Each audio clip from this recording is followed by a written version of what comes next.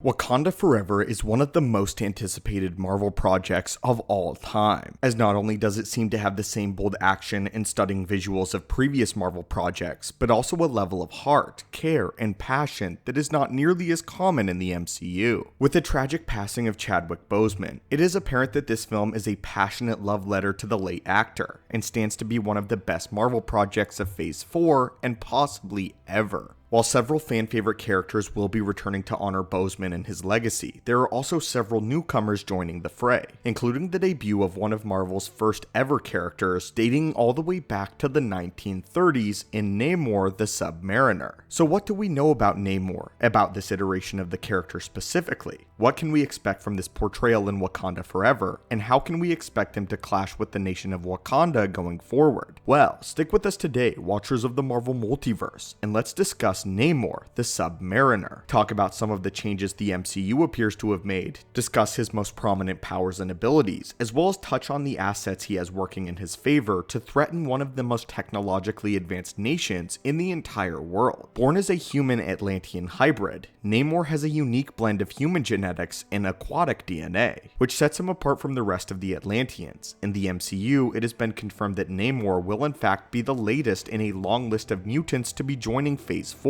While we don't know as of yet if this mutation is completely responsible for his subnautical power set in this version, it is a possibility that is worth at least addressing. In the comics, Namor is extremely powerful, and is an incredibly unique blend of mutant human and Atlantean DNA. We also know that Atlantis will most likely be substituted for a submerged Aztec or Mayan civilization that supposedly met its end hundreds of years ago, and has been living in secrecy ever since, similar to Wakanda. And if this is true, then it would likely mean that not every aspect of the character's original origin story will be translated over to the MCU, and this is a quite different iteration of the character. Since we do not yet know the name of this city in the MCU, for the purpose of this video, we will continue to refer to it as Atlantis, even though this is most likely not going to be the name when the film ultimately releases, and if the name is made public before the film comes out, then our future videos will refer to it by its proper name. Though the origin of Namor's powers and his lineage might be adapted, his power set and attributes are more likely to be consistent with his comic book counterpart. His incredibly durable skin and muscle tissue allows him to survive the immense pressures of the ocean depths without being harmed, and on the surface, this makes him incredibly difficult to injure or maim. His exposure to the depths of the ocean has also allowed him to develop enhanced senses, being able to see through the darkest parts of the sea where sunlight can hardly reach, as well as hear threats despite being incredibly far away. When exposed to the atmosphere of the surface world, these senses allow him to have a near complete understanding of the world around him instantly, and allows him to be perpetually aware of all facets of his surroundings. This makes him difficult to ambush or surprise, and oftentimes he will be aware of anyone around him. He is also known to be a powerful telepath, using his powers to communicate with his forces and with marine life alike. While he can persuade marine life to assist him or do his bidding, his loyal followers will often do so without question or pushback, making sure that the entirety of his forces are always aware of what he sees, knows, and wants. This makes for an incredibly efficient army, as they have one of the most effective and unbreakable means of communication, meaning they can almost always be on the same page even amidst the chaos of war. War is notoriously messy and chaotic, and even the most gifted battlefield tacticians are inhibited by various communication blocks, and the best plans in the world mean nothing if the troops don't know about them. If the Atlantean army is this formidable in the MCU, then the Wakandan forces will certainly be put to the test. Aside from his tactical and strategic prowess, he has also been shown to demonstrate the power of atom kinesis, otherwise known as weather manipulation. Though it hadn't been shown to rival the likes of Storm or Thor, his ability to change the atmosphere and weather conditions around him has been shown to be an incredibly useful ability in certain situations, especially given his affinity for water and how it offers him and his army an advantage in battle. Some iterations of Namor have also demonstrated hydrokinesis after siphoning the water from Hydro-Man. While this isn't a regular power of the character, controlling certain amounts of water itself is in line with the character, though there is no way of knowing whether or not this ability will make its way into the MCU. In the most recent Wakanda Forever trailer, he is regarded not only as a respected leader, but as a god, and it's stated that even if they were able to kill him, his followers would incite perpetual war against the surface world for the death of their leader, making him nigh unkillable for two reasons. While he is the most powerful in the ocean, he is still a force to be reckoned with on the surface world, as he can not only fly, but he is an incredibly skilled tactician and hand-to-hand combatant. Each of these attributes could rival the power of the heart-shaped herb and make him a physical match for the next Black Panther. But he also has a long history of demonstrating political and diplomatic powers as well. As the leader of his own sovereign nation, he often has diplomatic immunity in the comics, as Atlantis is regarded and respected as its own independent nation. In the MCU, however, one report from the Direct claims that Namor might be seeking the aid of Wakanda to keep his civilization hidden from the surface world, indicating that there is a very real possibility that the rest of the world has no knowledge that this civilization exists, and the fact that it's never been mentioned before seems to support this idea.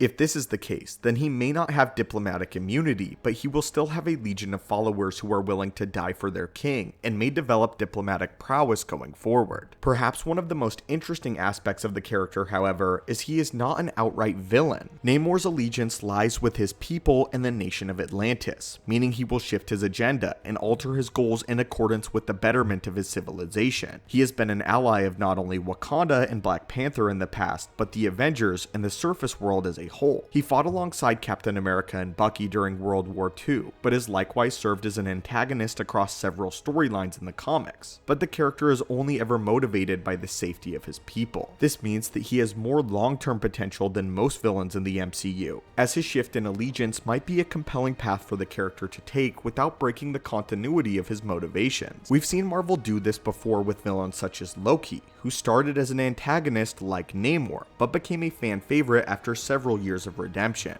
While Loki is an incredibly unique individual, the possibility is still there for Namor to not only survive, but assist Wakanda in the future as a powerful ally. But anyway, my friends, what do you think of Namor the Submariner? What would you like to see from the character in Wakanda Forever? What are your thoughts on his powers and how he's actually way more powerful than many may realize or assume? And do you think that Namor will be playing a major role in the MCU going forward?